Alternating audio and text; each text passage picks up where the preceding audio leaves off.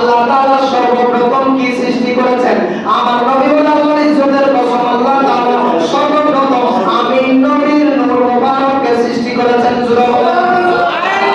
নূর মুবারক যখন আল্লাহ তাআলা সৃষ্টি করেছেন তখন কিছুই ছিল না, ওয়ালা লাউহুল লাউহ ছিল না, ওয়ালা কালামুন কলম ছিল না, ওয়ালা জান্নাতুন জান্নাত ছিল না, ওয়ালা নারুন জাহান্নাম ছিল না, ওয়ালা আরশুন আরশ ছিল না, ওয়ালা কুরসি কুরসি ছিল না, ওয়ালা মালাকুন ফেরেশতা ছিল না, ওয়ালা সামাউন আসমান ছিল না, ওয়ালা জিন্নুন জিন ছিল না, ওয়ালা ইনসানুন মানুষ ছিল না, ওয়ালা শামসুন চন্দ্র ছিল না, ওয়ালা কামারুন সূর্য ছিল না, ওয়ালা আরদুন জমিন ছিল না।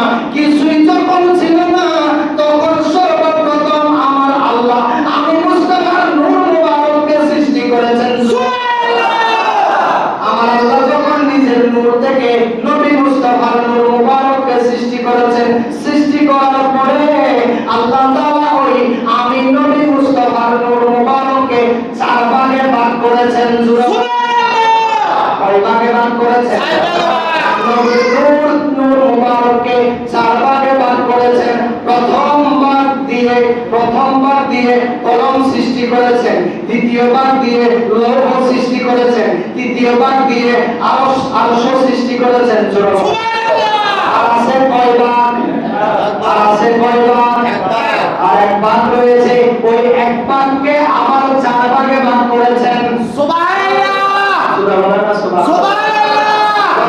প্রথম এক ভাগ থেকে চার ভাগ করেছেন, চার ভাগ থেকে প্রথম ভাগ দিয়ে কলম লৌহ আরশ সৃষ্টি করেছেন। আর এক ভাগ রয়েছে, ওই এক ভাগ দিয়ে ওই এক ভাগ থেকে ওই এক ভাগকে আবার চার ভাগ করেছেন। সুবহানাল্লাহ।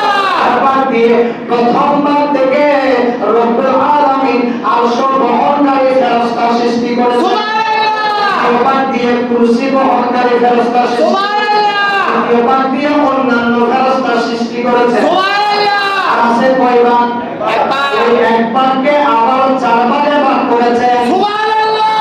ওই এক ভাগকে চার ভাগে ভাগ করে আমার আল্লাহ প্রথম ভাগ দিয়ে আসমান সৃষ্টি করেছেন। সুবহানাল্লাহ। জমিন সৃষ্টি করেছেন, তৃতীয় ভাগ দিয়ে জান্নাত সৃষ্টি করেছেন, চতুর্থ ভাগ দিয়ে জাহান্নাম সৃষ্টি করেছেন। সুবহানাল্লাহ।